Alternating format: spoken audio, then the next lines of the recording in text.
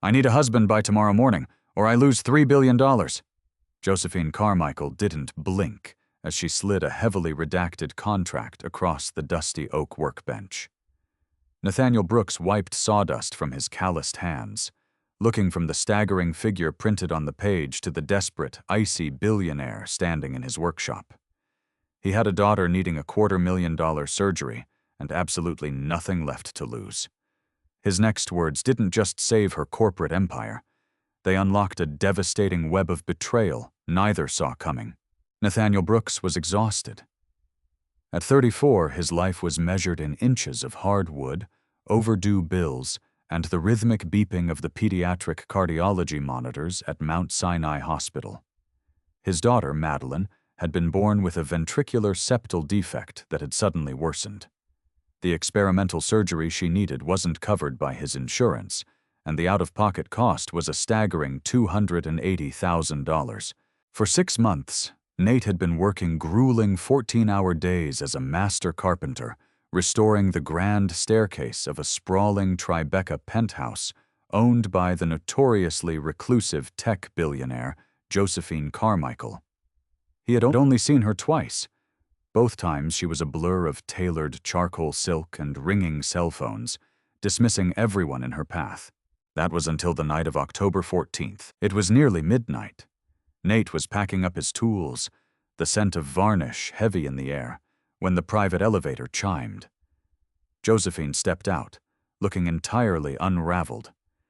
Her usually pristine raven hair was windblown, and her eyes, a sharp, piercing amber, were wide with an uncharacteristic panic. She was flanked by her fiercely loyal general counsel, Beatrice Gallagher, who clutched a leather briefcase like it was a shield. "Everyone is gone?" Josephine asked, her voice echoing in the empty, cavernous living room. "Just me, Miss Carmichael," Nate said, snapping his toolbox shut. "I was just leaving." "Don't!" Josephine said sharply. She paced the length of the room, her Louboutins clicking rhythmically against the reclaimed hardwood Nate had installed the week prior. She stopped and looked at him. Really looked at him. Nate was tall, built broad from years of manual labor, with tired hazel eyes and a jawline dusted with rough stubble. He was a ghost to the paparazzi, completely untethered from the venomous high society circles of Manhattan. "Beatrice, is he clean?" Josephine demanded, not taking her eyes off Nate. "Nathaniel Brooks," Beatrice recited from memory, pulling a tablet from her briefcase. "No criminal record. Honorable discharge from the Army Corps of Engineers, widowed 4 years ago. Credit score is abysmal, currently facing bankruptcy due to medical debt. Specifically, his 7-year-old daughter requires immediate cardiac surgery." Nate felt a hot flash of anger. "Excuse me? You ran a background check on your carpenter?" "I run background checks on everyone who breathes the air in my home, Mr. Brooks," Josephine countered, stepping closer. "And right now, your financial ruin is the only reason I am about to offer you the most absurd proposition of your life." She gestured to Beatrice, who extracted a thick stack of legal documents and laid them on the unfinished kitchen island. "My grandfather, Elias Carmichael, was a brilliant man but a traditionalist tyrant," Josephine began, her tone clipping with tightly controlled rage.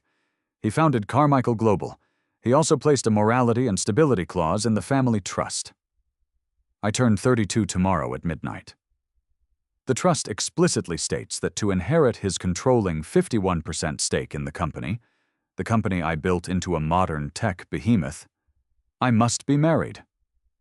If I am not, the shares default to my uncle, Alistair Beaumont." Nate stared at her, uncomprehending. "So, call a billionaire boyfriend. What does this have to do with me?" "Because Alistair just paid off my fiancé to flee to Monaco this morning," Josephine said, her voice dropping to a furious whisper. "My uncle has been orchestrating a board coup for 6 months. He knows I am backed into a corner. If I lose those shares, Alistair will dismantle the company and sell it for parts. Tens of thousands of people will lose their jobs. I will lose my life's work." She slid the contract across the island. "I need a husband by tomorrow morning. A legal, ironclad marriage on paper. In exchange, I will wire $300,000 directly to Mount Sinai Hospital the moment the ink is dry on the marriage certificate, and I will pay you an additional $2 million when we quietly divorce in exactly 1 year. Nate looked at the paper, then at Josephine. The silence in the penthouse was deafening, broken only by the distant hum of Manhattan traffic below. "You're serious," Nate breathed, his heart hammering against his ribs. 300,000. Maddie's surgery. He had spent the last week agonizing over which loan shark to call, weighing his physical safety against his daughter's life. "Deadly," Josephine replied. "There are rules. We will live together in my estate in the Hamptons. Alistair will have private investigators watching our every move, so the cohabitation must look legitimate. You will sign a non-disclosure agreement with a $50 million penalty for breaching it. You will act the part of a fiercely private, devoted husband. In return, your daughter gets to live, and you never have to swing a hammer again unless you want to." Nate looked down at his hands, scarred and calloused. He thought of Maddie, pale and frail against the white hospital sheets, holding a stuffed rabbit and asking when they could go to the park again. He didn't hesitate. "Where do I sign?" Less than 12 hours later, Nate stood in the sterile, fluorescent-lit chambers of Judge Harmon in downtown Manhattan. The irony wasn't lost on him. The last time he was in a courthouse, it was to finalize his late wife's agonizing probate. Now he was wearing a bespoke Tom Ford suit that Beatrice had miraculously procured at 6 a.m., standing next to a woman whose net worth rivaled small nations. Josephine wore a stark, impeccably tailored white blazer and matching trousers. She looked less like a bride and more like a CEO preparing for a hostile takeover. "Do you, Nathaniel, take Josephine?" The judge droned, clearly heavily compensated to ask no questions and expedite the paperwork. "I do," Nate said, his voice steady. He glanced at Josephine. Her jaw was clenched so tight he could see the muscle feathering beneath her pale skin. "I do," she echoed when it was her turn, her tone completely devoid of emotion. When the judge pronounced them husband and wife, there was no kiss. Josephine simply held out her hand, and Nate shook it.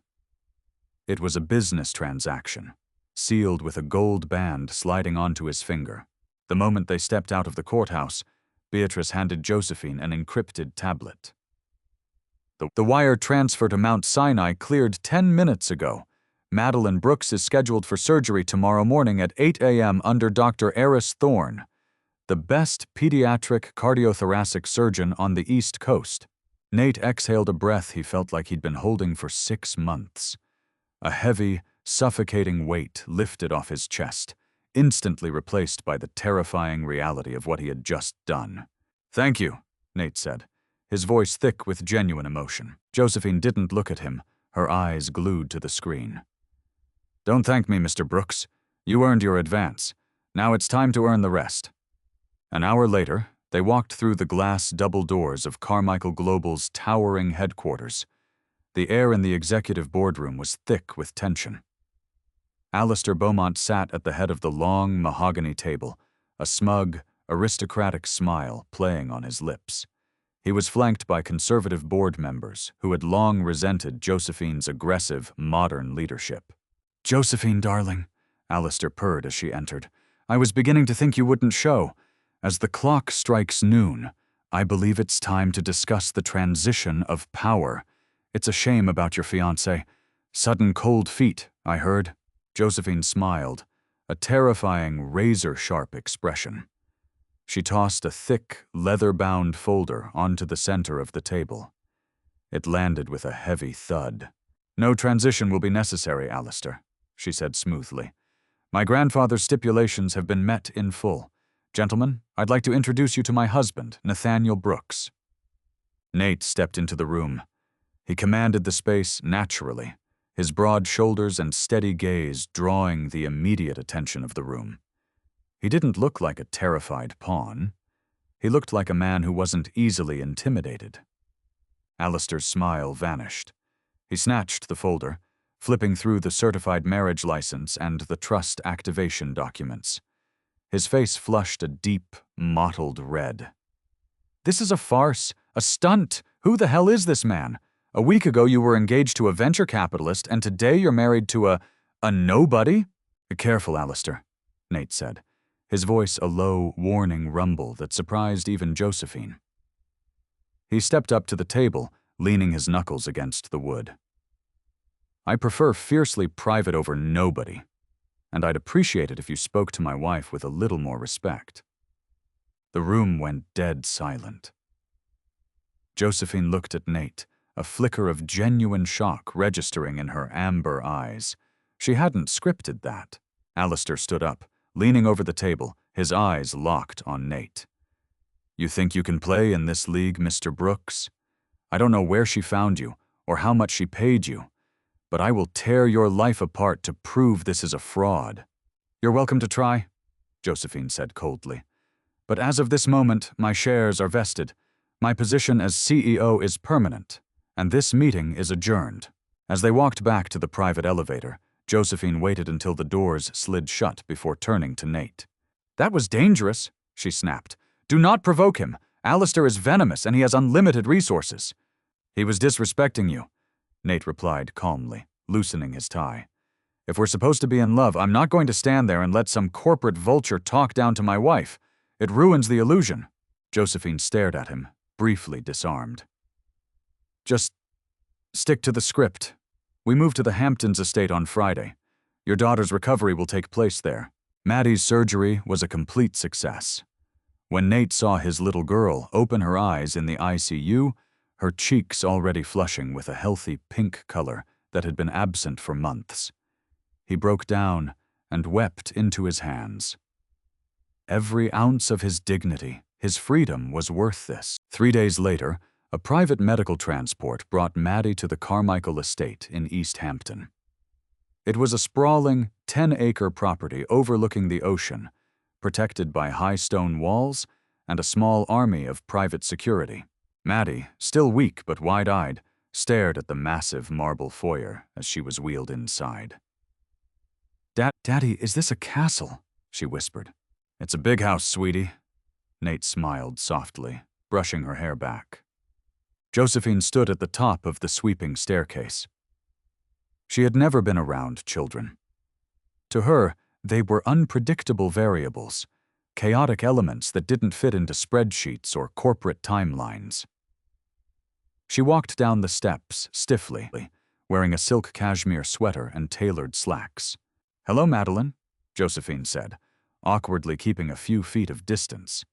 Maddie looked up at the striking billionaire. Are you my new stepmom? Josephine froze. The word sounded foreign, heavy. I am Josephine. You can call me Josie. You're very pretty, Maddie stated matter-of-factly, before letting out a soft yawn. Daddy, I'm tired. Over the next 3 weeks, the estate settled into a bizarre, fragile routine. To the outside world, Josephine and Nate were the picture of a whirlwind, passionate romance. They were photographed accidentally by paparazzi walking the private beach, Nate's arm securely around Josephine's waist, her head resting on his shoulder. It was highly choreographed. Every touch was calculated, every smile timed. But inside the walls, the lines were beginning to blur. Alistair had made good on his threat. He had hired Gavin Royce, the most ruthless private investigator in New York. There were drones spotted flying near the property line, and Beatrice warned them that the household staff was likely being offered massive bribes for information. We need to share a bedroom, Josephine announced one evening, walking into the library where Nate was reading a book to Maddie, who had fallen asleep on his chest. Nate looked up, keeping his voice low. Excuse me? The staff, Josephine said, crossing her arms defensively. Royce is digging. If the maids report that we sleep in separate wings, Alistair takes that to a judge to challenge the marriage on the grounds of fraud. You're moving into the master suite tonight. Nate gently maneuvered Maddie onto the plush velvet sofa, covering her with a throw blanket. He stood up, towering over Josephine. Fine, but I take the couch in your room. My bed is a California king, she replied dismissively. We are adults. We can manage to share a mattress without an incident. That night, lying in the dark, The cavernous master suite felt suffocatingly small. Nate lay rigidly on the far edge of the mattress, staring at the ceiling. Josephine was on her side, facing away from him. "Thank you," Josephine whispered suddenly into the darkness. Nate turned his head. "For what?" "Alistair's lawyers audited my trust today. They found nothing. The marriage is ironclad. You saved my company, Nate." It was the first time she had used his first name without it being a performance for the cameras. "You saved my daughter," Nate replied quietly. "We're even." "I don't do even," Josephine murmured, her voice sounding incredibly tired. "In my world, someone always owes someone else. My grandfather taught me that trust is just a liability waiting to be exploited." "Your grandfather sounds like he died very lonely," Nate said honestly. Josephine didn't reply for a long time. When she finally spoke, her voice was thick, lacking the icy armor she wore during the day. "He did. And I was terrified I was going to do the exact same thing." The next morning, the fragile peace shattered. Nate was in the kitchen, making pancakes for Maddie, when Beatrice stormed through the back doors, her face pale. Josephine came rushing down the stairs a moment later, her phone pressed to her ear. "What's wrong?" Nate asked, setting the spatula down. "Alistair didn't just hire a PI," Josephine said, her voice shaking with a rage Nate hadn't seen before. "He hired a forensic accountant. They dug into your past, Nate." Nate frowned. "I have nothing to hide. My debts were medical." "Not your debts," Beatrice interjected, slapping a file onto the marble counter. "Your late wife. Before she died, she took out a massive life insurance policy. But the payout never went to you. It was routed through a shell company in the Cayman Islands." Nate felt the blood drain from his face. "What are you talking about? Sophie didn't have life insurance. We paid for her treatments out of pocket. It's why I went bankrupt." "She did," Josephine said, stepping closer, her amber eyes locking onto his. "A $3 million policy, and the signatory who authorized the transfer to the offshore account wasn't your wife, Nate. It was Alistair Beaumont." The kitchen spun. Nate gripped the edge of the counter, his mind racing, trying to piece together the impossible information. Sophie had worked as a junior analyst at Carmichael Global 5 years ago, before she got sick. "Alistair stole my wife's life insurance?" Nate breathed, the words tasting like ash in his mouth. "Worse," Josephine said, her voice dropping to a whisper. "I think Alistair is the reason she got sick in the first place." The silence in the kitchen was absolute, save for the rhythmic, agonizing ticking of the antique grandfather clock in the hallway. Nate felt as if all the oxygen had been violently sucked from the room. He stared at Josephine, trying to process the sheer magnitude of the horror she had just laid at his feet. His late wife, a casualty of corporate greed? It was impossible. It was unthinkable. "Say that again." Nate's voice was a low, dangerous gravel. His hands, usually so steady and precise, trembled as he gripped the edge of the marble island. "Tell me exactly what you mean, Josephine." Josephine did not flinch.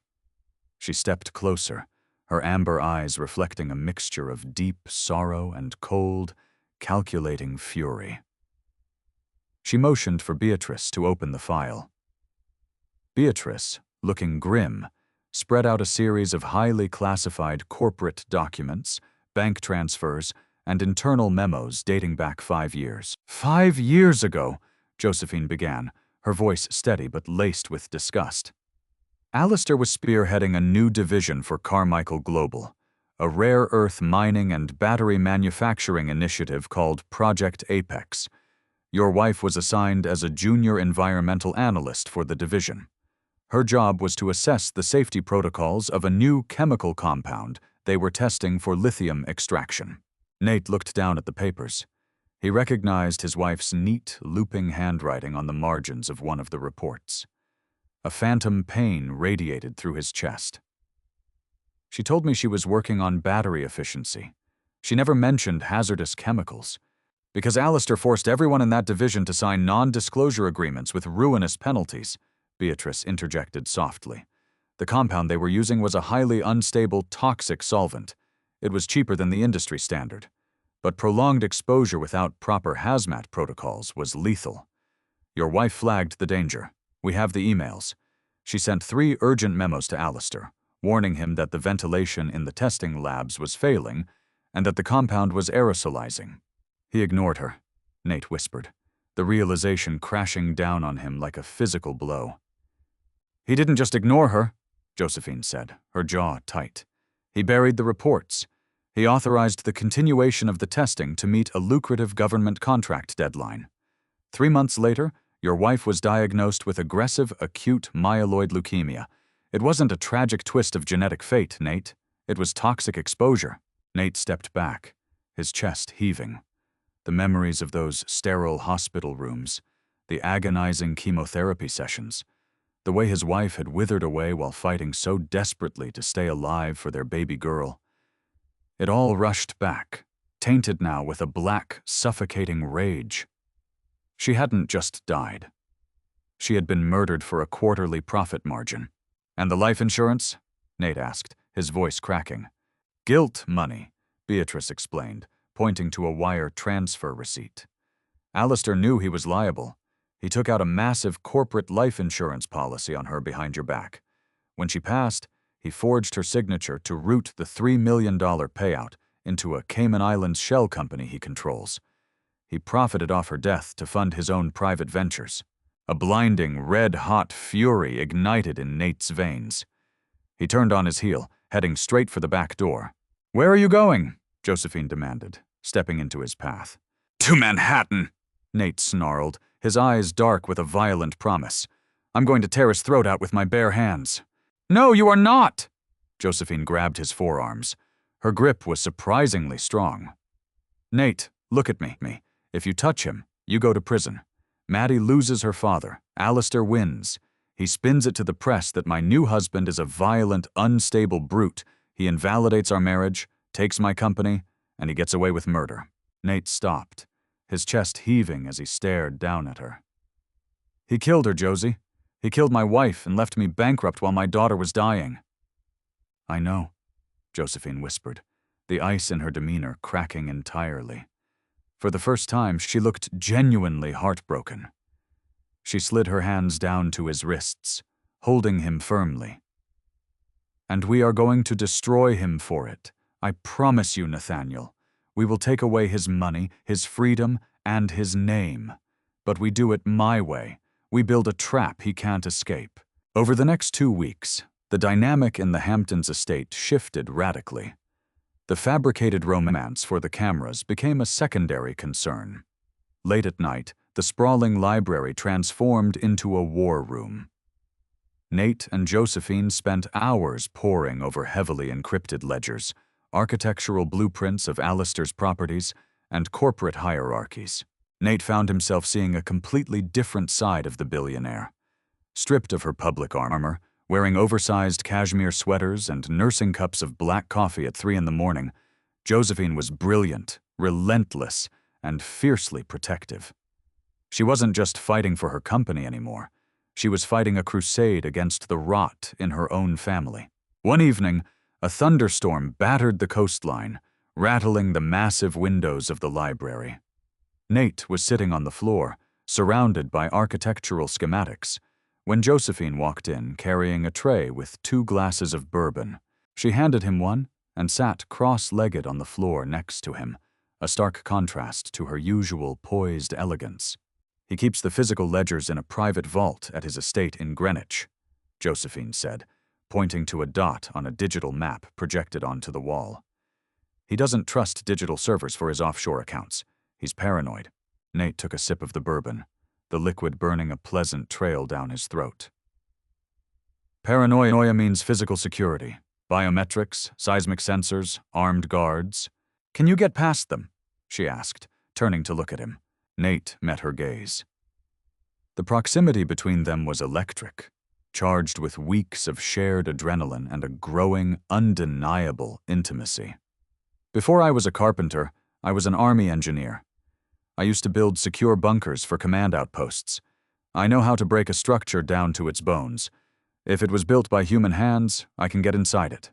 Josephine stared at him, the amber of her eyes catching the dim light of the reading lamp. "You are terrifyingly capable, Mr. Brooks." "I have a lot of motivation, Mrs. Brooks," Nate murmured. She didn't look away. The silence stretched between them, heavy and warm. Josephine reached out, her fingers gently brushing a smudge of graphite off his jawline. Her touch was hesitant, almost as if she expected him to pull away. He didn't.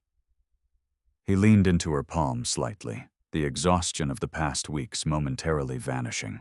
"We're going to win," Josephine whispered, her eyes dropping briefly to his lips. "I know," Nate replied, his voice dropping an octave.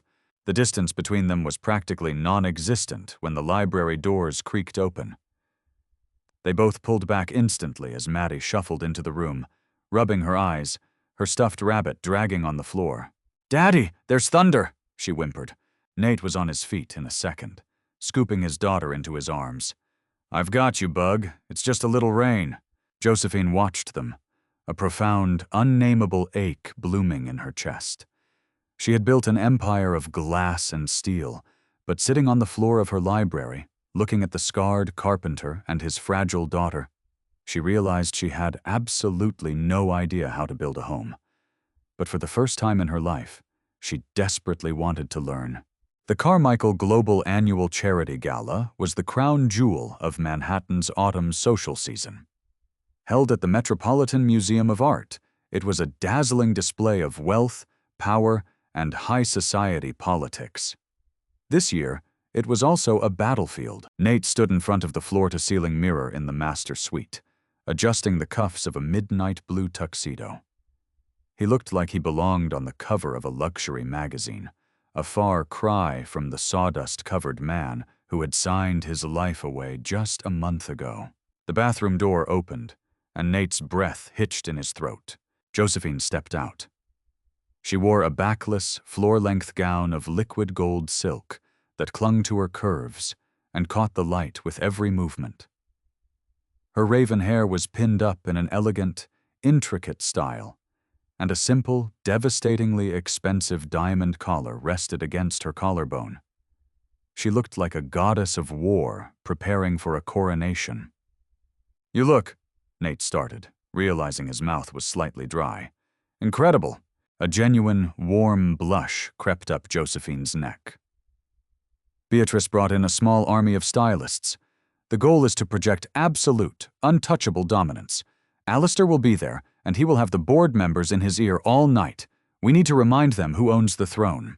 Nate stepped closer, offering her his arm. "Let's go remind them." The arrival at the Met was a blur of blinding camera flashes and screaming paparazzi.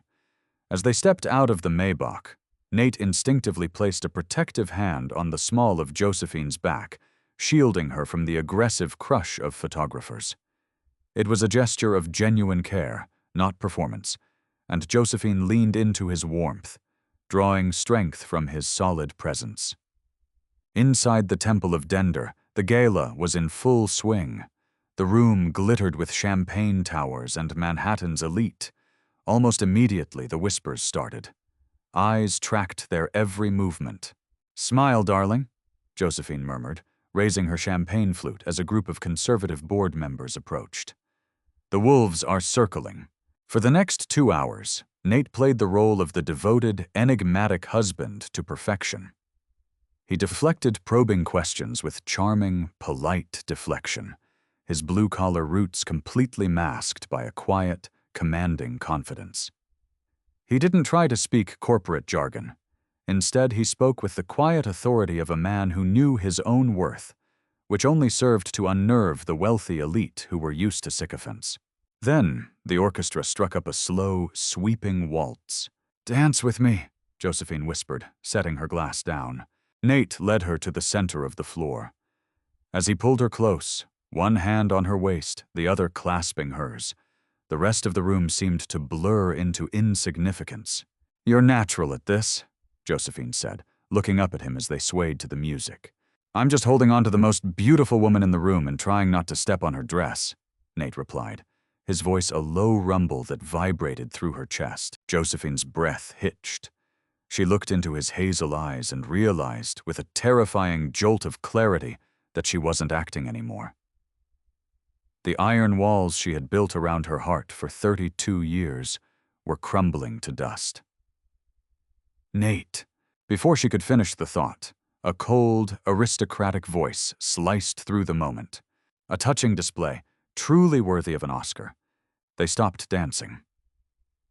Alistair stood at the edge of the dance floor, swirling a glass of scotch. He wore a perfectly tailored tuxedo, but his smile was pure venom. "Alistair," Josephine said coldly, her grip tightening on Nate's hand. "I see they let you out of your crypt for the evening."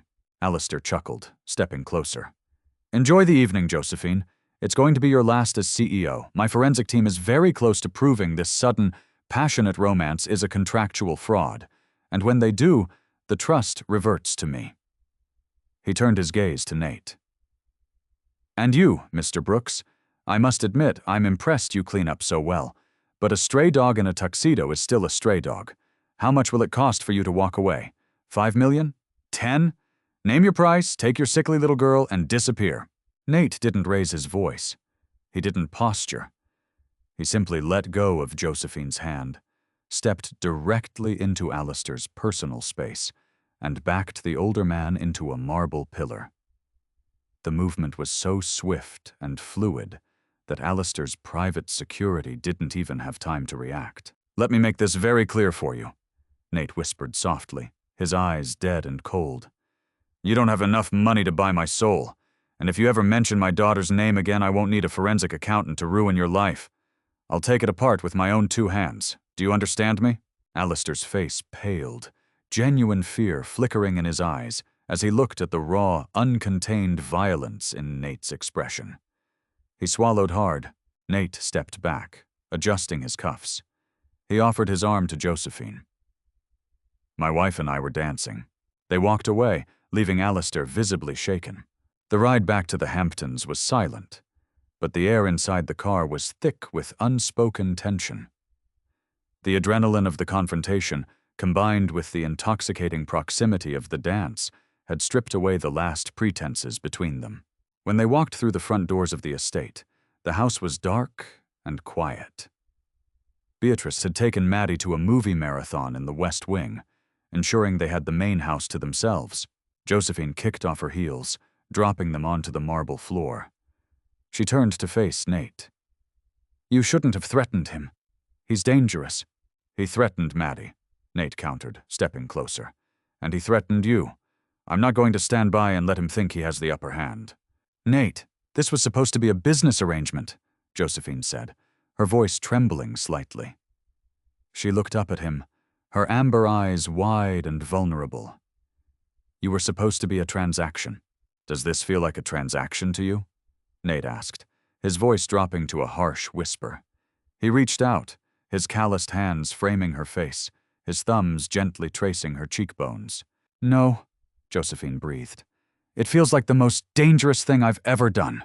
Nate didn't wait another second. He closed the distance, pressing his lips to hers. The kiss was explosive, born of weeks of repressed tension, grief, and a desperate, blinding need. Josephine gasped, her hands immediately tangling in his hair, pulling him closer. Nate wrapped his arms around her waist, lifting her off the ground as she wrapped her legs around him. There were no cameras. There was no Alistair. There was only the raw, undeniable truth that the fake marriage had become the most real thing in either of their lives. He carried her up the sweeping staircase, the world outside the estate entirely forgotten, leaving the battle for tomorrow. The rain hammered against the windshield of the black, unmarked SUV. Nate sat in the driver's seat, staring through the downpour at the imposing iron gates of Alistair Beaumont's Greenwich estate. Beside him in the passenger seat was Wyatt, Beatrice's head of private security, a man who spoke little but possessed a terrifying array of tactical skills. "The board meeting started 10 minutes ago," Wyatt said, checking a glowing tablet. "Josephine is filibustering the quarterly projections. Alistair is locked in the boardroom in Manhattan. We have exactly 90 minutes before his security sweep changes shifts." Nate nodded, his face a mask of stone. He was dressed in dark tactical gear, a heavy canvas bag resting at his feet. The romantic haze of the previous night had burned away with the sunrise, replaced by cold, calculated purpose. Today was the day he avenged his wife and secured his family's future. "Let's go," Nate said. They moved like shadows through the torrential rain, bypassing the perimeter cameras thanks to a looping algorithm Beatrice had quietly uploaded to Alistair's security network. Nate's military engineering background made navigating the exterior defenses child's play. He found the blind spot near the eastern retaining wall and scaled it, pulling Wyatt up behind him. Alistair's mansion was a fortress of limestone and glass, but every fortress had a flaw. Nate had spent 3 days studying the architectural blueprints Josephine had acquired. He knew the master vault wasn't in the basement. It was built into the foundation of the second-floor library, disguised as a structural load-bearing wall to avoid drawing attention on standard floor plans. They bypassed the biometric lock on the terrace doors by overriding the external junction box, a trick Nate had learned building secure embassies in Kabul. Inside, the house was dark and silent. They moved silently up the grand staircase. Nate's heart pounded a steady, adrenaline-fueled rhythm against his ribs. Every step felt like walking through a minefield. They reached the library. It smelled of rich mahogany and old paper. Nate moved straight to the eastern wall, running his hands along the ornate wooden paneling. He knocked gently on the wood, listening to the resonance. "Here," Nate whispered. "It's a false front. The steel casing is behind the oak." Wyatt handed him a specialized thermal drill. "We have 12 minutes before the internal motion sensors reboot from the loop." Nate went to work. His hands were steady as he bored through the wood and hit the high-tensile steel of the vault. He didn't need to blow the door. He just needed to compromise the analog locking mechanism Alistair arrogantly believed was unhackable. Nate inserted a fiber optic scope into the drilled hole, watching the internal tumblers on a small screen. "Left 3 clicks, right 7, Nate muttered, his carpenter's precision translating perfectly to the delicate art of safe cracking. With a heavy, metallic thunk, the locking bar disengaged. Nate pulled the heavy door open. Inside the small vault were stacks of bearer bonds, a velvet box of diamonds, and what they had come for: a thick, leather-bound ledger and a secondary encrypted hard drive. Nate grabbed both, shoving them into a waterproof pouch. "Got it," Nate said. "Let's move." Suddenly the library doors flew open. The lights snapped on, blinding them. "I wouldn't move another inch, Mr. Brooks," a voice sneered. Nate turned slowly. Standing in the doorway was Gavin Royce, Alistair's private investigator, flanked by 2 massive armed security contractors. Royce was holding a suppressed pistol, aimed directly at Nate's chest. "You didn't really think Alistair would leave his home completely vulnerable just because he was in Manhattan, did you?" Royce smiled thinly. He anticipated Josephine might try something desperate. "I just didn't expect the carpenter to do the wet work himself." Wyatt tensed, his hand hovering near his hip holster, but the contractors instantly raised their weapons, aiming at his head. "Hands where I can see them," Royce commanded. "Toss the bag." Nate's mind raced. He was cornered. The ledger was in his hands, but he was staring down the barrel of a gun. If he died here, Maddie would be orphaned. Josephine would lose everything. "Royce," Nate said, his voice completely calm, devoid of any panic. "Alistair is paying you what? 500,000 a year? A million?" "Enough to put a bullet in you and drop you in the Long Island Sound," Royce replied. "Josephine Carmichael is worth $11 billion, Nate said, locking eyes with the investigator. "If you pull that trigger, she will spend every waking moment of the rest of her life hunting you down.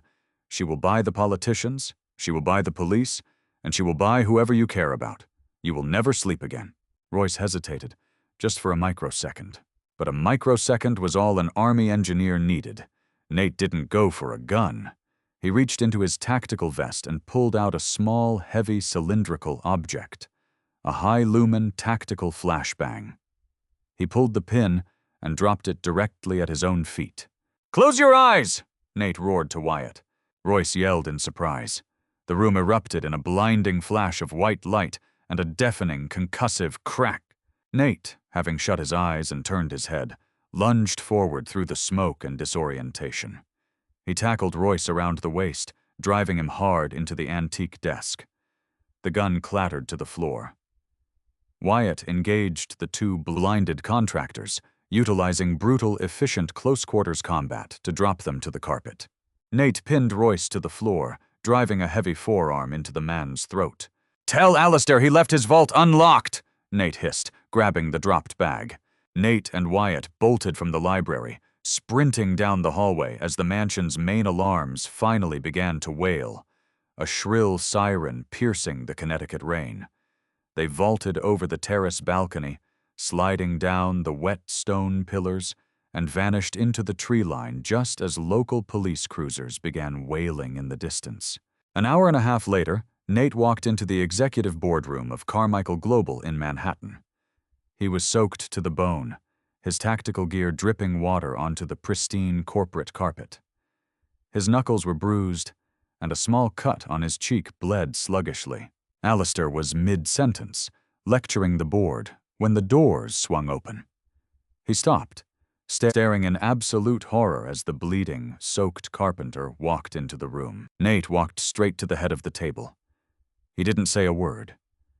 He simply unzipped the waterproof pouch and slammed the thick, leather-bound ledger directly onto the mahogany table in front of Alistair. The heavy thud echoed through the silent boardroom. Josephine, sitting at the opposite end of the table, smiled, a terrifying, triumphant, and devastatingly beautiful expression. The trap had closed. The mahogany boardroom table seemed to stretch for miles, dividing the room into two distinct battle lines. At one end stood Alistair Beaumont, his face drained of all color, his aristocratic composure shattering like fragile glass under the weight of the soaked, leather-bound ledger. At the other end sat Josephine Carmichael, entirely unbothered by the silence that had sucked the air from the room. Water dripped from Nathaniel's tactical gear, pooling on the imported Persian rug. The silence stretched until it became agonizing. The 13 members of the Carmichael Global Board of Directors, titans of industry, hedge fund managers, and political power brokers, stared at the terrifying man who had just bypassed the most secure building in Manhattan. "What is the meaning of this?" demanded a senior board member, adjusting his spectacles nervously. "Alistair, who is this man? Why is he bleeding?" "This man," Josephine said, her voice cutting through the tension like a finely honed blade, "is my husband, and what he just placed on the table is the unedited physical ledger of my uncle's offshore shell companies." Alistair lunged forward, his hands trembling as he reached for the ledger. "This is stolen property! It's fabricated! Josephine, you have lost your mind! Security! Get this animal out of my boardroom!" Nate didn't move an inch. He simply placed a heavy, bruised hand flat on top of the book, stopping Alistair in his tracks. The raw, barely contained violence in Nate's hazel eyes made the older man recoil instinctively. "I wouldn't touch that, Alistair," Nate growled, his voice a low vibration that rattled the crystal water glasses on the table. "Your fingerprints are the only ones on these pages. Let's keep it that way." Beatrice Gallagher, Josephine's fiercely loyal general counsel, stood up from her chair and walked briskly to the table. She opened her briefcase and pulled out a stack of pristine, white legal envelopes, sliding one to every board member. "While Mr. Brooks was acquiring the physical evidence," Beatrice announced, her tone entirely professional, "I took the liberty of coordinating with our external legal counsel at Cravath, Swain & Moore, as well as the White-Collar Crimes Division of the FBI. The envelopes in front of you contain the digital footprint of Project Apex." The boardroom erupted into chaotic murmurs as the directors tore open the envelopes. "Project Apex was shuttered 5 years ago," one director stammered, flipping through the pages. "It was deemed an environmental liability." "It was shuttered," Josephine corrected sharply, standing up and commanding the room with absolute authority. "But not before Alistair bypassed safety protocols to meet production deadlines. He subjected his own employees to aerosolized toxic solvents. It caused irreversible cellular damage to multiple workers. Josephine turned her gaze to Alistair, who was now sweating profusely, backing away toward the glass doors. And when a brilliant junior analyst flagged the hazard, when she tried to save her co-workers, Alistair buried her reports. Josephine continued, her voice rising, echoing with righteous fury. When she subsequently developed terminal cancer, he took out a $3 million corporate life insurance policy on her. He forged her signature. He routed the payout through a J.P. Morgan Chase holding account, straight into a Cayman Islands fund. The board members gasped. This wasn't corporate espionage. This was depraved, cold-blooded murder disguised as a balance sheet. "Lies!" Alistair shouted, his voice cracking, the aristocratic veneer entirely gone. "She's trying to frame me to keep her grandfather's shares. She hired a thug to manufacture evidence." Nate took a step forward, his towering presence casting a long shadow over Alistair. "The analyst was my wife, and you let her die while you lined your pockets. You let my daughter watch her mother wither away, you bankrupted my family, and you bought a yacht with the blood money." Alistair looked wildly around the room, seeking a single ally. But the board members were seasoned sharks. They knew a sinking ship when they saw one, and Alistair was already underwater. They looked at him with sheer disgust and self-preservation. "You're done, Alistair," Josephine said softly. As if on cue, the heavy glass doors of the boardroom swung open.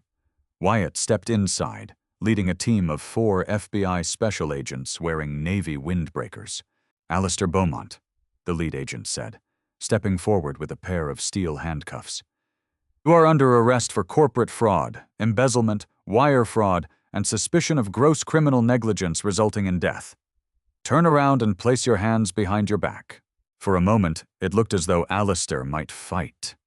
He puffed out his chest, his face purple with rage. "You cannot do this to me! I built this division! I am a Beaumont! Josephine, you vindictive little—" Wyatt grabbed Alistair by the shoulder, spinning him around forcefully. The agent slapped the cuffs onto his wrists, the metallic click sounding like a gunshot in the silent room.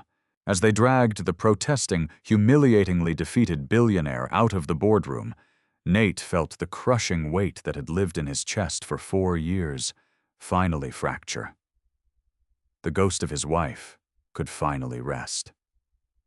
The man who had destroyed his family was going to die in a federal prison. Nate turned to look at Josephine. She was already looking at him. In a room full of the most powerful people in the world, they were the only two who existed. Josephine turned to the remaining board members. "My uncle's shares are hereby seized by the federal government pending the investigation, stripping his voting rights.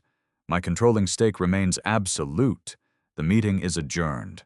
She didn't wait for their murmurs of assent. She walked around the table, taking Nate's bruised hand in hers, and led him out of the room. The fallout was catastrophic for the Beaumont name, but a complete triumph for Josephine. Over the next 3 weeks, Carmichael Global's stock soared as the market reacted favorably to Josephine's ruthless purging of corruption. The media hailed her as a visionary who had cleaned house, a fierce protector of ethical capitalism.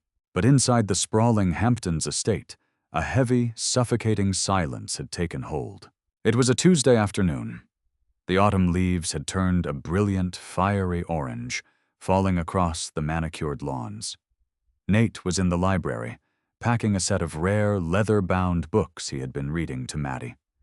His daughter was currently upstairs, her laughter echoing as she played hide-and-seek with Beatrice, her health improving miraculously with every passing day. The heavy oak doors opened, and Josephine walked in. She was wearing her armor, a slate-gray tailored suit, her hair pulled back into a severe, immaculate chignon. She carried a thick manila folder. Nate stopped packing. He looked at her, his heart performing a painful, heavy rhythm. Ever since the night of the gala, ever since the kiss on the stairs and the raid on the vault, Josephine had retreated behind an impenetrable wall of ice. She had avoided him, burying herself in legal meetings and press conferences. "You're packing," Josephine observed, her voice devoid of inflection. Maddie is cleared for standard travel by Dr. Thorne, Nate said quietly. The trust requirements are permanently satisfied. Alistair is awaiting trial without bail. Our arrangement is technically concluded. Josephine swallowed hard. She walked to the large mahogany desk and placed the folder down. I had Beatrice draft these. They are expedited annulment papers. The judge has already signed off, citing irreconcilable differences kept entirely private. The press will simply think we had a passionate, brief romance that fizzled out. Nate stared at the folder. It looked exactly like the contract that had brought them together. A transaction. A piece of paper dictating the course of his life. I see, Nate said, his voice dropping to a gravelly whisper. Additionally, Josephine continued, her tone dangerously close to robotic, as if she were reading from a teleprompter to keep herself from shattering. I have authorized the transfer of the final $2 million to your account. I also recovered the $3 million Alistair stole from your wife's insurance. It has been placed in a trust for Madeline, accessible when she turns 18. Nate took a step forward, closing the distance between them. Josie, look at me. She refused, keeping her eyes fixed on the annulment papers. You don't need to stay here anymore, Nate. You have your daughter. You have your financial freedom. You never have to swing a hammer again. Why are you doing this? Nate asked, his voice cracking with a raw, desperate emotion.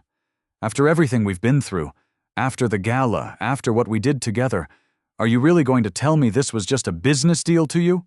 Josephine finally looked up, and Nate was shocked to see her amber eyes swimming with unshed tears. The Ice Queen was weeping. My company killed her, Nate, Josephine whispered, the words tearing out of her throat. My family's legacy is the reason your wife died. It is the reason your daughter almost grew up without a mother, the reason you went bankrupt. That was Alistair, Nate insisted, reaching out to grab her shoulders. That wasn't you. It's my name on the building, Josephine cried out, stepping back, pulling away from his touch as if she didn't deserve it. I am a Carmichael. My grandfather built this empire on ruthlessness, and Alistair poisoned it. Every time you look at me, every time you see my name in the press, you are going to be reminded of the people who destroyed your life. You are a good man, Nathaniel. You are honorable and kind, and you love your daughter more than anything in this world. You do not belong in my world. My world is venomous. Nate stood frozen. He saw the absolute crushing guilt radiating from her. She wasn't pushing him away because she didn't care. She was pushing him away because she believed she was toxic to him. So that's it? Nate asked, his jaw clenching as he tried to rein in his own breaking heart. You make the executive decision for both of us? It's already made, Josephine said, swiping a stray tear from her cheek and instantly rebuilding her walls. The cars are waiting outside to take you and Madeline wherever you wish to go. Thank you, Mr. Brooks, for your services. The formality felt like a knife to the gut. Nate looked at her for a long, agonizing moment. He wanted to fight. He wanted to shake her and tell her she was wrong. But he also knew the stubborn, relentless willpower of the CEO standing in front of him. If she had decided she was unworthy of being loved, nothing he said in this room would change her mind. Nate walked to the desk, picked up a gold fountain pen, and signed the annulment papers without reading them. Goodbye, Josephine, Nate said. He didn't look back as he walked out of the library. An hour later, Josephine stood on the balcony of the master suite, watching the black SUV drive through the wrought iron gates, taking the carpenter and his little girl away. The sprawling estate had never felt so massive, so silent, and so entirely empty.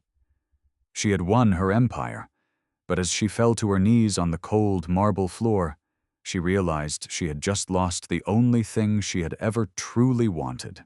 6 months later, the spring air in the small coastal town of Camden, Maine, was crisp and smelled of salt and pine. The town was a haven of quiet, working-class resilience, entirely removed from the glittering, cutthroat towers of Manhattan. Nate stood in the center of his new workshop, running a piece of sandpaper over the smooth edge of a custom cherry-wood dining table. He had bought a modest piece of land overlooking the harbor. He had set up a college fund for Maddie, donated half of the insurance money to pediatric cardiac research at Mount Sinai, and used the rest to open his own bespoke carpentry business.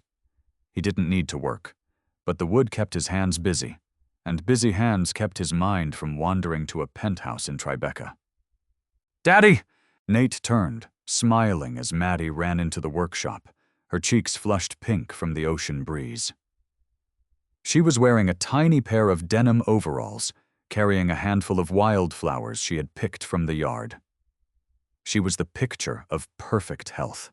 "Hey, Bug," Nate laughed, scooping her up and spinning her around. "Those are beautiful. For the kitchen table?" "Yep," Maddie nodded vigorously. She paused, looking at her father with the innocent, piercing intuition only a child possesses. "Are you sad today, Daddy?" Nate's smile faltered slightly. He tapped her on the nose. "I'm just tired, sweetie. Go put those in water." As Maddie skipped back to the house, Nate turned back to his workbench. He pulled his phone from his pocket, opening a news app. He didn't want to look, but it had become a daily ritual. The headline was plastered across the financial section. Josephine Carmichael steps down as CEO of Carmichael Global, appoints Beatrice Gallagher as successor, announces $2 billion Workers' Health Foundation. Nate stared at the screen, his breath catching in his throat. She had stepped down. The woman who had faked a marriage to save her company had just voluntarily walked away from the throne.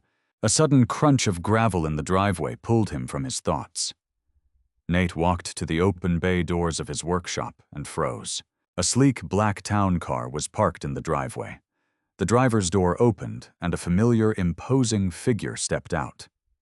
Wyatt gave Nate a subtle, respectful nod before opening the rear passenger door. Josephine stepped out into the main sunlight. She wasn't wearing a tailored power suit or a silk gown. She wore a simple pair of dark jeans, a cream-colored knit sweater, and leather boots. Her raven hair was loose, blowing wildly in the ocean breeze. She looked nervous. The impenetrable billionaire CEO was gone. In her place was a woman who looked like she was about to risk everything. Nate wiped his hands on a rag, his heart hammering against his ribs as he stepped out of the workshop to meet her halfway. "You're a long way from Wall Street, Josie," Nate said, his voice thick with an emotion he had buried for 6 months. "I don't work on Wall Street anymore," Josephine replied, taking a hesitant step closer. She looked around at the modest workshop, the small farmhouse, and the ocean in the distance. "It's beautiful here." "It's quiet," Nate agreed. "Why are you here, Josephine?" She took a deep breath, looking directly into his hazel eyes. "Because I was a coward. 6 months ago, I pushed you away because I was terrified. I was terrified of what my family had done to you, but mostly, I was terrified that I was actually capable of loving someone, and that eventually, you would realize I was too broken to love you back." Nate didn't interrupt. He let her speak, seeing the incredible vulnerability it cost her to strip away her armor. "I spent my entire life building walls to protect a company that my grandfather built," Josephine continued, taking another step closer, until she was only inches away from him. "But without you and Maddie, the company meant absolutely nothing. It was just glass and steel and lonely bank accounts. I stepped down. I liquidated my grandfather's trust. I set up a foundation for industrial workers in your wife's name. I burned the toxic legacy to the ground, Nate." Nate stared at her, overwhelmed by the sheer magnitude of what she had done. "Josie, you didn't have to give up your empire for me." "I didn't," Josephine smiled, a genuine, radiant expression that lit up her amber eyes. "I gave it up for myself. I came here for you." She reached into the pocket of her sweater and pulled out a small velvet box. She opened it. Inside rested a simple, unadorned gold wedding band. 6 months ago, I told you I needed a husband by tomorrow morning to save my company," Josephine whispered, tears finally spilling over her lashes. "Today, I'm asking if you need a wife. Not for a contract, not for a board of directors. Just for us.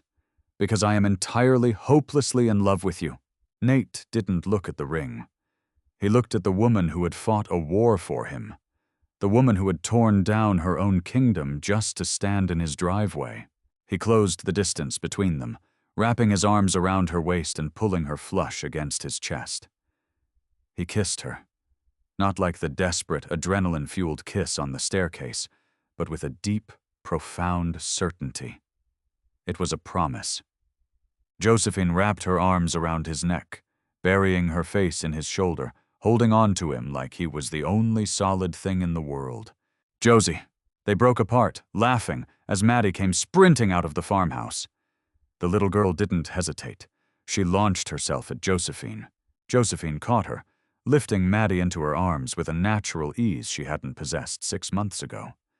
She hugged the little girl tight, burying her face in Maddie's hair. "Did you come to live in our castle?" Maddie asked, beaming. Josephine looked over Maddie's shoulder at Nate, who was leaning against his workbench, watching them with an expression of pure, unadulterated love. "Yes, sweetheart," Josephine smiled, tears of joy tracing down her cheeks. "I'm finally home." If you loved this story of a billionaire CEO risking it all for a single dad, hit that like button and share it with someone who loves a good twist. Nathaniel and Josephine proved that true wealth isn't found in a bank account, but in the family you fight for. Want more epic tales of fake marriages turning real, ultimate karma and dramatic romance? Subscribe to our channel right now and ring the notification bell so you never miss a new story. Drop a comment below. What would you do if a billionaire offered you an ultimatum?